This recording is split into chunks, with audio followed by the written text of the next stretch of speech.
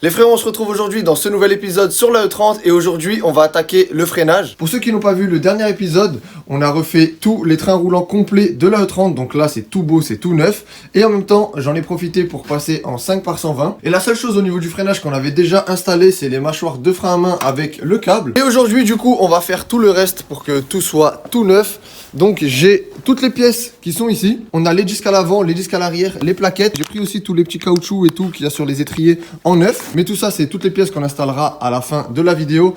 D'abord, on a un petit peu plus de travail au niveau des étriers. Comme on l'a fait pour le train arrière, on va faire pareil avec les étriers. Je vais les sabler, je vais les repeindre. Et bah, comme ça, ils vont être tout neufs. J'ai pris aussi des kits avec tous les joints pour les étriers. Et si déjà le train arrière est démonté, je vais en profiter pour refaire toutes les durites de frein qui sont en rigide dessus. On a ici des petites durites en cuivre spécialement pour le freinage. Et aussi, j'ai racheté un thé parce que comme vous pouvez voir, le thé qu'il y avait sur ma E30, quand j'ai démonté, il y a une durite qui a pété, une deuxième ici parce que ça voulait pas se desserrer. Il n'y en a qu'une seule que j'avais réussi à démonter, c'est celle où il y a la durite du frein à main qui vient dessus. Vu que sur la E30, j'avais installé un frein à main hydraulique, donc celle-là, elle n'était pas grippée vu que j'avais déjà dû la changer. Et pour ça, du coup, j'ai racheté un thé tout neuf. On a aussi tous les embouts pour pouvoir refaire ces petits embouts qui sont ici. Et ici, on a l'outil qu'il faut pour pouvoir réussir à faire le petit bout comme on voit là. Et on va aussi refaire du coup les durites en rigide qui vont sur le T, vu que elles ont pété dedans. On a vraiment pas mal de taf en vue. En plus de ça, on va encore installer du coup le train arrière sur la E30. Voilà le programme de cet épisode, mais avant de commencer ça, je vais juste vous parler du partenaire d'aujourd'hui, qui est Car Vertical. Et aujourd'hui, je vais vous présenter un nouveau rapport. Donc aujourd'hui, c'est un rapport sur une BMW série 3. Directement dès le début, vous allez pouvoir savoir s'il y a un petit problème, comme ici, on voit que la voiture a déjà été accidentée. Et maintenant, en descendant plus bas dans le rapport, on va avoir beaucoup plus d'informations sur ce qui s'est réellement passé. Directement dès le début, vous pouvez voir que la voiture est allée en Amérique. Ensuite, en 2019, il y a déjà eu un premier accrochage. On voit que là, un deuxième, donc la voiture a bien décusté déjà. Ensuite, elle est partie pour la Lituanie et comme vous pouvez voir, elle a fini en France. Donc ce qui est bien aussi avec Car Vertical, c'est que vous pouvez voir quand un véhicule a été importé, malheureusement sans un rapport, si le vendeur vous le spécifie pas, vous allez jamais pouvoir savoir qu'elle a été en Amérique, puis en Lituanie et ensuite seulement est arrivée en France. Continuant de descendre, on peut checker que la voiture n'a pas été volée, donc ça c'est une bonne chose. Ensuite, au niveau du kilométrage, tout est good, c'est nickel. Et là maintenant, on arrive sur la partie qui nous intéresse et on peut voir exactement les points où le véhicule a été tapé. On peut voir aussi le coût des estimations, donc entre 20 et 40 000 euros, donc à mon avis ça a bien dû taper. Et Car Vertical travaille avec des compagnies d'assurance et des contrôles techniques dans 31 pays et grâce à ça, très souvent vous allez pouvoir avoir des photos de la voiture accidentée. Bim. Et là on voit que cette petite M3 elle a vraiment pris tarif. Si vous aussi vous voulez faire un rapport Car Vertical sur le prochain véhicule que vous comptez acheter ou alors tout simplement sur le vôtre, il y a mon petit code promo qui s'affiche maintenant, comme ça vous allez pouvoir bénéficier de 10% sur chacun de vos rapports.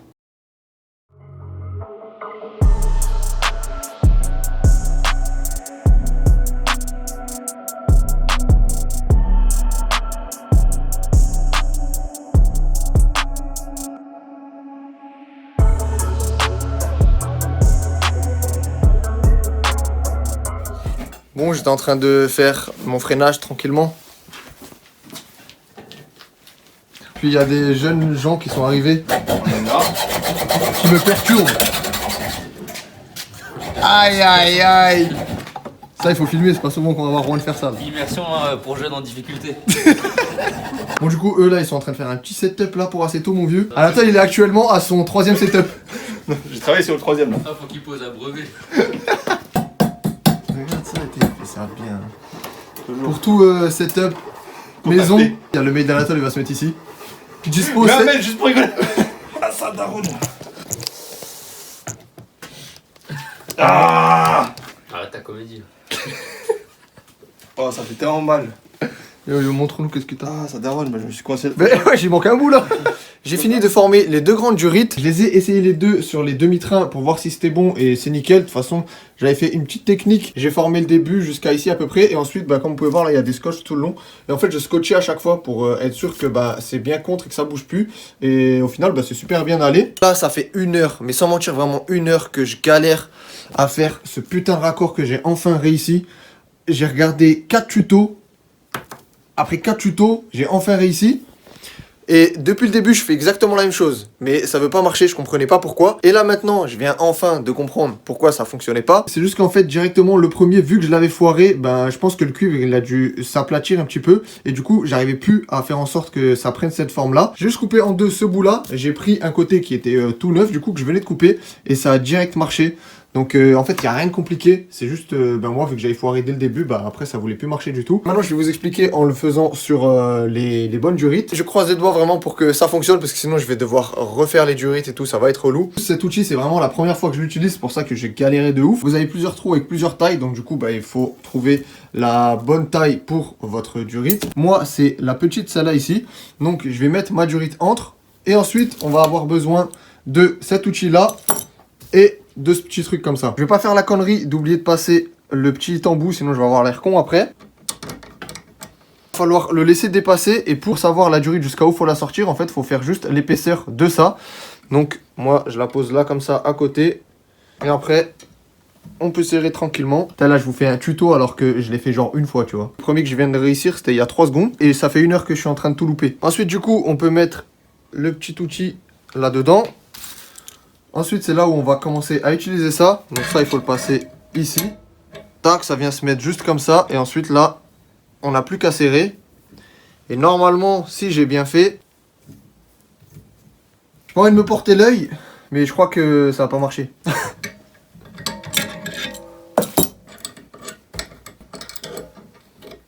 Et c'est ce qu'on appelle un gros fail. Donc je pense en fait ce qui s'est passé, c'est que j'ai pas assez serré ça. Donc du coup, au lieu de le serrer, ça l'a juste descendu. Bon c'est parti, hein, deuxième tentative. Ok, je crois que ça marche là. Bon, en vrai, il y a mieux, beaucoup mieux même, je pense. Après, c'est mes premiers, j'en ai jamais fait d'autres. Bon, en vrai, je pense que ça fera le taf. Maintenant, je vais faire ça de l'autre côté et sur le durite.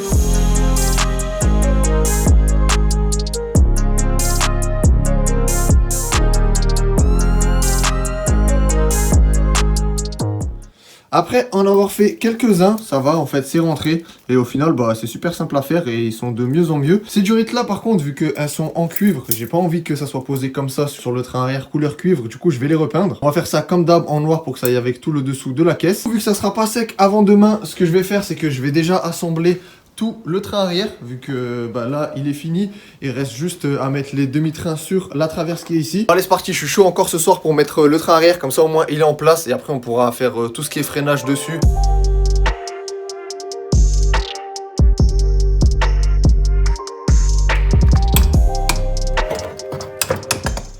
Tout le train arrière est serré, c'est parti, je vais pouvoir le mettre en place sur la E30. Pour mettre les petites vis qui traversent la caisse. Et ensuite, vous pourrez me souhaiter bonne chance pour que j'arrive à le mettre. Voilà, tac, elle a traversé nickel. Après, en espérant que je vais pas trop galérer à le mettre tout seul dessus. Après, ça va, il n'y a pas de pont, il n'y a pas de cardan, il n'y a pas de disque plaquette, il n'y a rien. Donc, il sera pas hyper lourd normalement. Ça devrait le faire. On se retrouve dans quelques instants avec le train arrière monté sur la E30.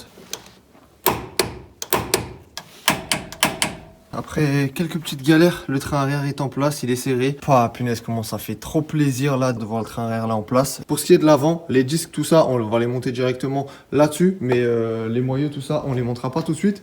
Puisque il reste encore à blacksonner ici. Il faudra d'abord faire toute la baie moteur parce que il y a tous ces trucs là dégueulasses que je veux dégager, faire vraiment tout ça propre. Une fois que la baie moteur sera fait, à ce moment là on pourra blacksonner et tout. Et une fois que tout ça sera fait, on pourra remonter les moyeux avec les combinés et tout le reste du train avant d'ailleurs. Maintenant, on va pouvoir installer le T et fabriquer les durites qui servent à répartir le freinage sur le train arrière. Le T, il vient se fixer sur la patte qui est juste ici. Les durites rigides que j'ai déjà refabriquées, elles partent d'ici. Ensuite, elles vont tout le long du demi-train. Elles passent en dessous et ensuite, elles remontent jusqu'à ici. À partir de là, on a la durite souple en aviation que j'ai qui vient directement sur l'étrier. Et pour l'autre côté des durites rigides qu'on a déjà refaites, on a des durites en aviation aussi qui partent d'ici jusqu'à ici en souple. Et après, c'est celle-là qu'on va devoir fabriquer. Donc, vous voyez, ça part directement d'ici. Et là, derrière, ça doit faire directement une boucle pour remonter là-haut et ensuite se mettre dans le T. Et après, ça sera pareil de l'autre côté.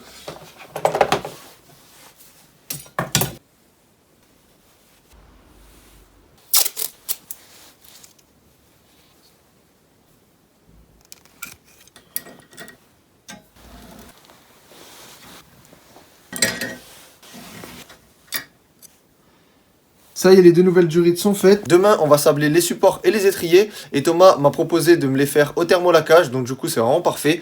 Donc les frérots, on se retrouve demain pour faire ça.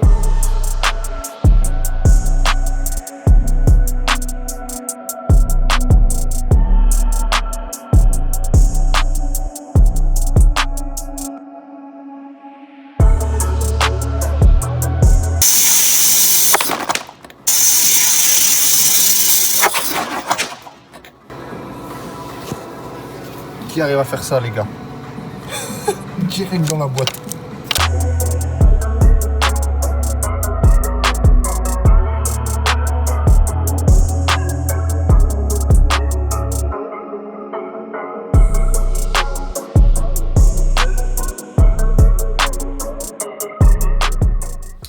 Ça y est, les étriers sont tout beaux, sont tout neufs. Merci à Thomas de me les avoir repeints. Et avec mon père hier, on a remis tous les joints en neuf. Donc là, bah tout est nickel. On va pouvoir remonter ça. Et la dernière petite chose qui me fait un petit peu chier, c'est ces durites en rouge. D'ailleurs, je sais pas pourquoi je les avais achetés en rouge. Ce qui m'embête un petit peu, c'est que tout est noir. D'ailleurs, bah, j'ai choisi du noir pour les étriers, tout simplement parce que avec le bleu de ma E30, je trouve qu'il n'y a pas grand chose qui va aller. Et noir, c'est valeur sûre. Comme ça, au moins, là, je suis sûr que ça va bien passer. J'aurais bien voulu que les durites soient noirs aussi, mais ce qui fait chier, c'est que pour ces 4 durites là, plus les 2 des étriers à l'avant, c'est 100 balles. Juste pour que ça devienne noir, ça me fait un petit peu chier, surtout qu'elles sont quand même en bon état. On va mettre un petit coup de scotch tissu dessus, ça va rendre vraiment bien et au moins ça deviendra noir.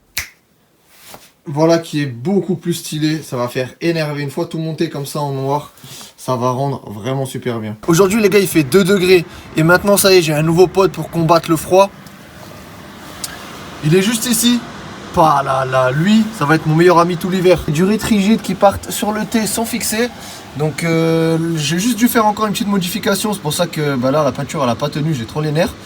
Parce que en fait, je me suis rappelé que maintenant, une fois que bien sûr j'ai déjà fait les durites et que j'ai fini de mettre tout quasiment en place, que quand j'avais installé mon frein à main hydraulique, la durite qui part de l'arrière du frein à main et qui vient jusqu'à derrière au T ici, je la faisais sortir à cet endroit ici, je la faisais remonter là comme ça, et ensuite je la passais là derrière, ça au moins bah, elle était protégée, elle risquait pas de toucher le train arrière ou quoi que ce soit. Vous pouvez voir que moi le T je l'ai mis un petit peu de travers et d'origine il est vraiment tout droit comme ça. Le souci que j'avais eu quand j'ai passé ma durite pour mettre le frein à main hydraulique à cet endroit ici, passant par dessus fallait faire un petit angle comme ça pour arriver tout droit, du coup c'était vraiment impossible. À ce moment là moi j'avais enlevé la vis, j'avais tordu un tout petit peu les durites pour pouvoir réussir à mettre ma durite du frein à main hydraulique et bah là justement je m'étais dit que si déjà je refais ces durites là, autant les refaire pour que le T soit un petit peu coudé, comme ça je peux remettre la vis et quand je mettrai la durite du frein à main ça ira nickel. Sauf que vous l'avez vu, j'ai fait les durites bah, comme à l'origine, donc là quand j'ai posé mon T il était tout droit et je me suis rappelé que maintenant.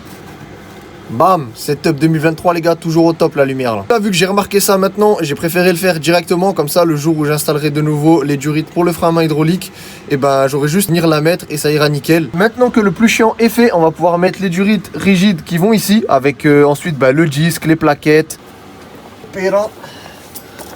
Bon les gars, je sais pas le point de vue ce que ça va donner de là-bas.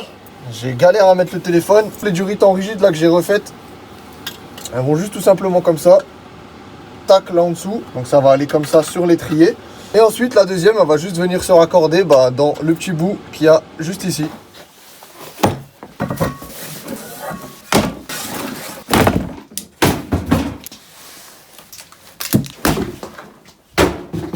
Au niveau des disques et plaquettes, j'ai rien pris de fou, j'ai pris du ATE tout simple, histoire de mettre un truc neuf qui va bien. Pour le moment, je vois pas l'intérêt d'acheter autre chose beaucoup plus gros pour le nombre de chevaux que va y avoir dans la E30, ça suffira largement ça. Pire, ce qu'on fera, c'est peut-être mettre des plaquettes un petit peu mieux si on verra que ça suffit pas. Pour l'arrière, c'est des disques. Mais je suis dyslexique moi ou quoi, frère? Une demi-heure que j'essaye de dire le mot disque. Truc de fou ça d'être con comme ça. Nous avons pour l'arrière des disques tout simples. Et à l'avant, on a des rainurés et ventilés. Vous allez me prendre vraiment pour un mongol, hein, mais je voulais exactement cela juste parce que je les trouve beaux. La forme de la rainure, je la trouve stylée. Donc, bah, du coup, c'est juste pour ça que j'ai acheté cela. Hein. Les gens, en général, ils se basent sur la performance du truc et tout. Et moi, non, juste à l'esthétique, je l'ai trouvé stylé. Je me suis dit, vas-y, j'ai envie de prendre cela. Du coup, voilà. Là, il y a l'Arnoula qui est en train de couler. Voilà, un petit repas gratuit.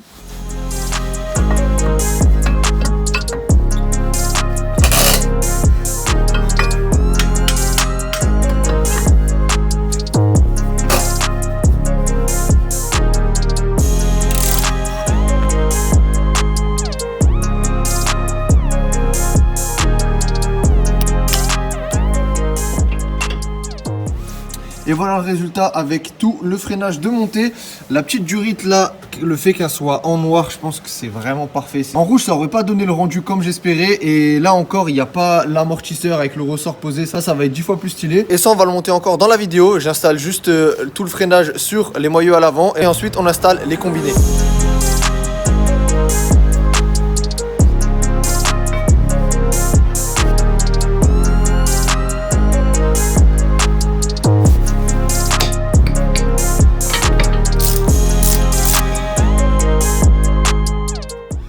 Ça y est, tout le freinage est aussi monté sur les moyeux à l'avant. Et maintenant, du coup, on va pouvoir passer au combiné. Pour l'arrière, on va pouvoir tout monter vu que tout est en place. Mais pour l'avant, on va devoir attendre comme je vous l'expliquais avant. Sur la E30, on va remettre mes combinés que j'avais déjà. Donc, c'est des D2 Street. Ça fait 2 ans ou 3 ans que je les ai sur la caisse. Et franchement, pour le drift, j'en suis vraiment content. Ça allait vraiment nickel. Maintenant, on va voir ce que ça va donner vu que j'aurai une utilisation beaucoup plus routière. De toute façon, ce qui est cool, c'est que il y a les molettes de réglage. Donc ici, on a plusieurs positions pour la dureté du combiné. Donc si vous allez à fond à droite, c'est au plus mou. Si vous allez à fond à gauche, c'est au plus dur. On a aussi ça à l'arrière. Pour l'arrière, comme je vous l'ai dit, on va pouvoir monter ça sans aucune modification. Vu qu'un train arrière, 2 compacts, c'est exactement la même chose qu'un 2E30. Donc ça... on peut mettre de côté, on aura juste à l'installer dans quelques instants. Alors qu'à l'avant, il y a une petite modification que j'ai dû faire pour pouvoir réutiliser mes combinés. Pour mieux vous expliquer ça, j'ai ramené une petite jambe de force de E30 d'origine et je vais juste récupérer mon moyeu de E36. Alors déjà, vous voyez la grosse différence entre un moyeu de E36 et une fusée complète de E30, c'est que vous avez ici la cartouche où vous mettez l'amortisseur dedans qui est solidaire au moyeu. Alors que sur E36, la partie où il y a l'amortisseur, elle est vissée et non pas soudée comme sur les E30. Déjà, rien que pour ça, c'était un des points où je voulais absolument passer en train avant de E36. Quand tu as besoin de changer de combiné, d'amortisseur ou quoi que ce soit, il y a tout qui est beaucoup plus simple sur E36. Sur E30, il faut savoir que vous avez 2 façons d'installer des combinés. Une façon où il va falloir couper et souder et une autre où vous n'aurez pas besoin de souder. La solution où il va falloir venir couper et ressouder, c'est quand vous utilisez des combinés comme cela. Et en gros, pour installer des combinés comme ça sur une jambe de force de E30, il faut venir couper la partie d'origine, donc tout ici, là, vous venez couper tout autour, vous dégagez cette partie-là. Et ensuite, quand vous allez acheter vos combinés, que ce soit D2, BC Racing ou plein d'autres marques, ils vont vous donner avec l'équivalent de ça, mais avec le bon diamètre et le même filetage. Vous allez devoir prendre ce tube, le remettre ici, le ressouder comme à l'origine, pour pouvoir ensuite mettre vos combinés. C'est ce que j'avais moi sur ma E30. Je préférais vraiment largement cette solution là à la deuxième que je vais vous expliquer là dans 3 secondes. Tout simplement parce que vous voyez ça, le diamètre là il est vraiment beaucoup plus costaud et le réglage il est vraiment... enfin c'est incroyable tout le réglage que vous avez. Vous pouvez régler de là à de là, c'est un truc de ouf. Alors que vous avez la deuxième solution où vous devez pas couper qui est en gros avec ça. Donc ça vous allez venir le mettre là dedans. Vous gardez votre tube d'origine comme ça. Et en gros ça va se mettre comme ça. Et après vous allez mettre votre ressort. Genre... ça serait comme ça, votre ressort avec votre coupelle tout comme à l'origine.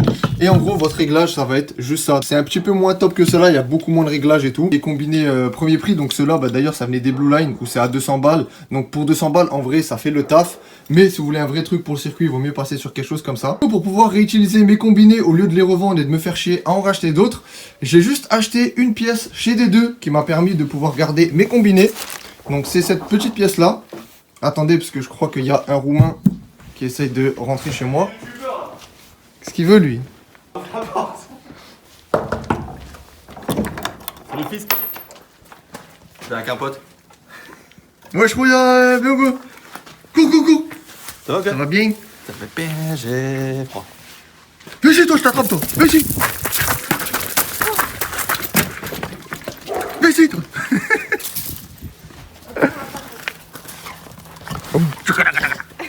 La petite pièce que j'ai achetée pour passer mes combinés de E30 sur la E36, c'est tout simplement un pied d'amortisseur de E36, donc qui vient de chez D2. Vu que ça reste du D2, le filetage ça reste pareil et le diamètre c'est exactement la même chose.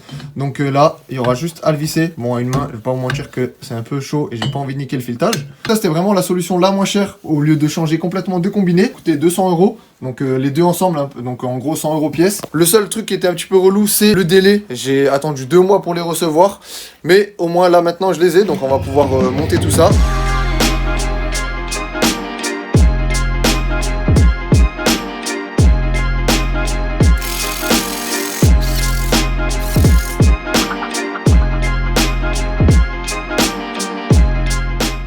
Tu veux que je te montre un trick? Vas-y. Putain, la Ça chance. c'est un trick des plus anciens ça. Comment ça la chance? Franchement, t'es à l'aise là. Ouais là je suis à l'aise là. Ça se voit, j'ai fait ça toute ma vie. De ouf. Le deuxième c'est le plus chiant parce qu'il est plus loin. Tu tends le bras. Quand t'es quelqu'un qui a le bras long ça va. Moi pas trop. Putain, ça va être beau. Ça va être beau de ouf. Bam! Maintenant, plus que le petit ressort et après on les goûte. Et voilà, ça y est, toutes les jambes de force à l'avant sont complètes avec les combinés. C'est incroyable, c'est salement beau. J'ai trop hâte de monter ça sur la E30. Et en même temps, tellement c'est beau, j'ai envie d'accrocher ça dans ma chambre. Maintenant, va falloir attendre quelques épisodes pour pouvoir installer tout le train avant sur la E30. Ça y est, on va pouvoir attaquer tout toute la baie moteur, tout préparé pour accueillir le moteur. Et là, on va avoir du taf pour faire toute la baie moteur propre. Au niveau de l'arrière, on a les ressorts et les amortisseurs qui sont en place. Donc là, on commence à être vraiment pas mal du tout. À l'arrière, il va nous rester les cardans à fixer et mettre un pont. Pour le pont, je sais pas encore ce que je vais mettre. J'ai plusieurs ponts chez moi avec plusieurs rapports différents. Donc pour ça, j'ai prévu un test avec plusieurs ponts dans la même vidéo. Quand il y aura le M54 dedans, que la voiture tournera et que on pourra effectuer ce test comme il faut. Parce que là, sans moteur, ça va être un petit peu compliqué. Pour le moment, je vais monter un des ponts que j'ai, mais ça sera très certainement pas le définitif. Et à l'issue de la vidéo où on fera le test, je déciderai sur quoi partir. Ça sera tout pour cette vidéo. J'espère vraiment qu'elle vous aura plu. N'hésitez pas à me dire dans les commentaires ce que vous en avez pensé. On se retrouve très très vite pour un nouvel épisode sur la E30. En attendant, portez-vous bien et je vous dis à la semaine prochaine.